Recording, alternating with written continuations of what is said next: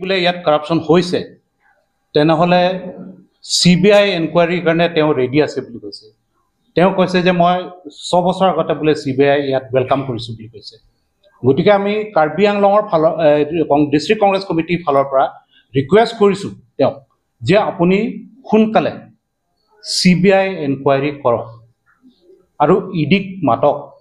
Invite কৰক যে Karbi আংলঙত corruption হোৱা নাই বুলি আপুনি दूध का दूध पानी का पानी हो जाएगा, आप इनवाइट कीजिए। এই কথাটো আমি উত্থাপন কৰিব বিচাৰিছোঁ। আৰু আমাৰ ইয়াত কাৰ্বি আংলঙত এই যে যিকেইটা স্কিমছ লৈ আছে, মই মূল কথাটো কৈছোঁ, আমাৰ এনুৱেল একশ্যন প্লেনৰ যিখিনি টকা এইখিনি টকাটো আহিব ইয়াত,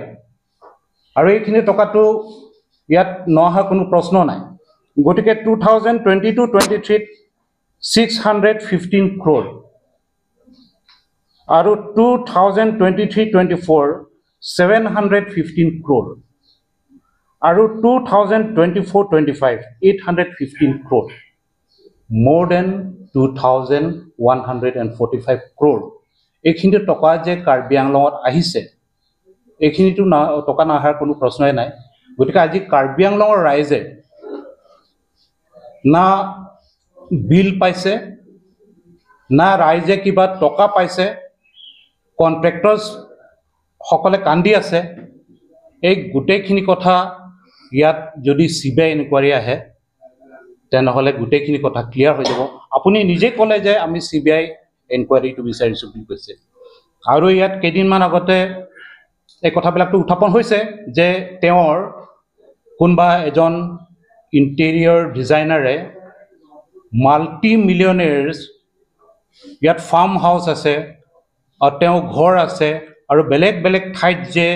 তেওঁ ইমান ঘৰ বনাইছে, গুৱাহাটীত বনাইছে, দিল্লীত বনাইছে, এই গোটেইখিনি কথাও প্ৰুফ হৈ যাব যে আপুনি কৰাপশ্যন কৰা নাই। আমাৰ কাৰ্বি আংলঙৰ ৰাইজে এতিয়া এনেকুৱা ফেচ কৰি আছে, গাঁৱত এমুঠি ভাত খাবলৈ টকা নাই হাতত, ঘৰ চলাবলৈ টকা নাই হাতত, এনেকুৱা অৱস্থা হৈ আছে কাৰ্বি আংলং। গতিকে আপুনি সোনকালে CBI মাতক, CBI এনকুৱাৰী কৰক, কাৰ্বি আংলঙত যে কৰাপশ্যন হোৱা নাই, আৰু বাকীখিনি কথা ডিটেইলছ আমাৰ ভাইচ প্ৰেছিডেণ্ট ডাঙৰীয়াই ক'ব। ইয়াত যে ক'ৰবাত তেওঁতো কৈছিলে যে তেওঁ পলিটিক্সত অহাৰ আগত বোলে কণ্ট্ৰেক্টৰ্ছ আছিলে। কণ্ট্ৰেক্টৰ্ছ আছিলে, কাৰ্বি আংলঙতো বহুত ফাৰ্ষ্ট ক্লাছ কণ্ট্ৰেক্টৰ আছিলে। তুলিৰাম ৰংহাং কণ্ট্ৰেক্ট কৰাৰ আগতো বাকী কণ্ট্ৰেক্টৰ্ছবিলাক ইমান ডাঙৰ ডাঙৰ ঘৰ বনাব পাৰিছে জানো কাৰ্বি আংলঙত? আৰু আপুনি যদি কণ্ট্ৰেক্ট কৰি পেলাই যদি ইমান টকা কমাইছে বা উপাৰ্জন কৰিছে, তেনেহ'লে আপুনি ৱৰ্ক অৰ্ডাৰবিলাক দেখাই দিয়ক, আপুনি কিমান কামৰ টকা পাব লাগিব। আপুনি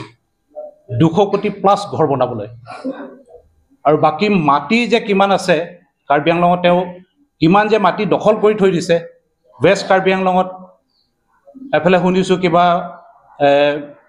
লাল চন্দন কিবা ৰুই আছে বুলি শুনিছোঁ ৱেষ্ট কাৰ্বি আংলঙৰ। তাৰপিছত ইয়াত দিচামা এৰিয়াত বাকীখিনি মাটিৰ ক্ষেত্ৰততো তেওঁ আমাৰ LACB চেয়াৰমেন হয়, গতিকে তেওঁ ধুনীয়াকৈ বুজাব পাৰিব। মই এইখিনি কথা অলপ কাৰ্বি আংলঙৰ ৰাইজক জনাবলৈ আপুনি সোনকালে CBI ডেট দি পেলাই আপুনি কওক যে ইমান তাৰিখে আমি CBI এনকুৱাৰী কৰোৱাম। আমাৰ অট'নমাছ কাউন্সিলে যিটো এটা নিৰ্দেশ উলিয়াইছে, বিশেষকৈ আমাৰ কাৰ্বি আংলঙত যিমানখিনি টাউন কমিটি আছে, তেওঁলোকে নিৰ্বাচন অনুষ্ঠিত কৰাৰ পৰিৱৰ্তে গোটেইখিনি ডিজলভ কৰি পেলাই তেওঁলোকে এডহক কমিটি বনাইছে। এইটো সম্পৰ্কে মই ক'ব বিচাৰিছোঁ। একচুৱেলি আমাৰ তৰফৰ এইটো আপত্তি এটা আছে। আমি বহুতবাৰ এইটো ডিমাণ্ড কৰি আহিছোঁ, ডেম'ক্ৰেটিক যিটো নিয়ম মতে সকলো টাউন কমিটিত ইতিমধ্যে ইলেকশ্যন পাতিব লাগে। ইয়াৰ আগতে তেওঁলোকে এবাৰ এইটো এডহক কমিটি এক্সটেনশ্যন কৰা হৈ গ'ল, আৰু এতিয়া তেওঁলোকে সেই কমিটিটো কৰি পেলাই এডহক কমিটি বনাইছে। আচলতে তেওঁলোকে নিৰ্বাচন অনুষ্ঠিত কৰিব ভয় কৰিছে। আমি আগৰ পৰা কৈ আছোঁ বিজেপিবিলাকৰ সাহস নাই যে আমাৰ টাউন কমিটিবিলাকত নিৰ্বাচন অনুষ্ঠিত কৰিবলৈ, কাৰণ তেওঁলোকে জানে যদি নিৰ্বাচন অনুষ্ঠিত কৰে তেওঁলোকে হয়তো এটামান জেগা জিকিব পাৰে কিন্তু বাকীখিনি হাৰিব সেইকাৰণে তেওঁলোকে কৰা নাই আৰু যেহেতু এতিয়া আমাৰ MLA নিৰ্বাচন আহি আছে সেইখিনিৰ মাজত যদি কাৰ্বি আংলঙত তেওঁলোকে খুব ভাল এটা বিজেপিৰ কাৰণে ভাল এটা ঠাই বুলি তেওঁলোকে ভাবে বিজেপি জয় মই অৱস্থা বুলি ভাবে ইয়াত যদি কেনেবাকৈ যদি টাউন কমিটিৰ ইলেকশ্যনত যদি বিজেপি হাৰি যায় তেতিয়াহ'লে আহি থকা নিৰ্বাচনবোৰ বিজেপিৰ এটা বিৰূপ প্ৰভাৱ পৰিব পাৰে সেইকাৰণে তেওঁলোকে এই ব্যৱস্থাটো কৰিছে আচলতে সেইকাৰণে আমি আপত্তি কৰিছোঁ আচলতে তেওঁলোকে গণতন্ত্ৰটো বিশ্বাস নকৰে আৰু তেওঁলোকে নিৰ্বাচন খেলিবলৈ তেওঁলোকে সাহস কৰা নাই নহয় জানো কিয় কৰা নাই তাৰ কাৰণটো হৈছে তেওঁলোক হাৰিব সেইকাৰণে আপোনালোকে চাওক আমি যিটো দেখিছোঁ হাৰ যে আচলতে কাৰ্বি আংলঙত বিজেপিৰ যিটো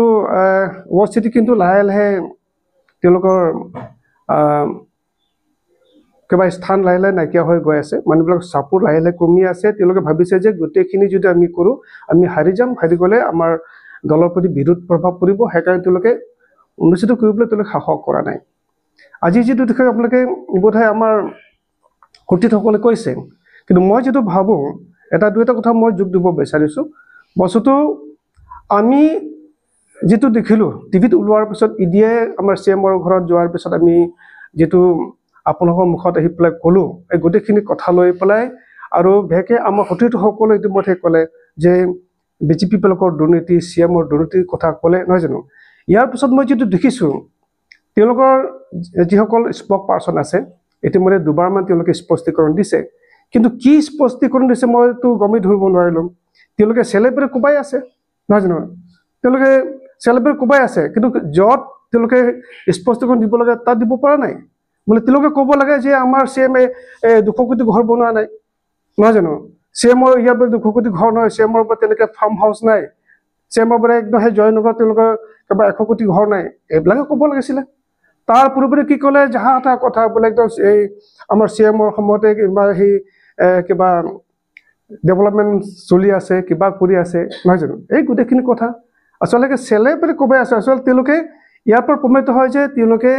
CMৰ যিটো দুৰ্নীতি নাই কৰা বুলি তেওঁলোকে ক'বলৈ সাহস কৰা নাই সেইকাৰণে ইয়াত ডাইভাৰ্ট কৰিবৰ কাৰণে বিভিন্ন ইছ্যু লৈ পেলাই তেওঁলোকে কাম কৰি আছে সেইকাৰণে মোৰ সতীৰ্থৰ লগতে মই ক'ব বিচাৰিছোঁ যিহেতু CMে নিজে কৈছে যিহেতু নিজেই বুলি CBI এইটো মানে আমন্ত্ৰণ কৰিছে CM আহি পেলাই গোটেইখিনি ইয়াত আহি পেলাই ইনকুৱাৰী কৰিব পাৰে নহয় জানো গতিকে ইডি হওক CBI হওক গোটেই পেলাই কৰক অকল এটা দুটা নহয় ইয়াত যদি আহে নহয় গোটেই আমাৰ কাউন্সিলৰে কিবা ইয়াত হেৰি দুৰ্নীতিৰ কথা ওলাই পৰিব নহয় জানো গতিকে তেওঁলোকে যিটো স্পষ্টীকৰণ দিছে এইটো মই ভাবোঁ স্পষ্টীকৰণ হোৱা নাই আচলতে তেওঁলোকে ডাঠি ক'ব পৰা নাই যে আমাৰ মাননীয় CM ডাঙৰীয়াই দুৰ্নীতি কৰা নাই বুলি ক'বলৈ সাহস কৰা নাই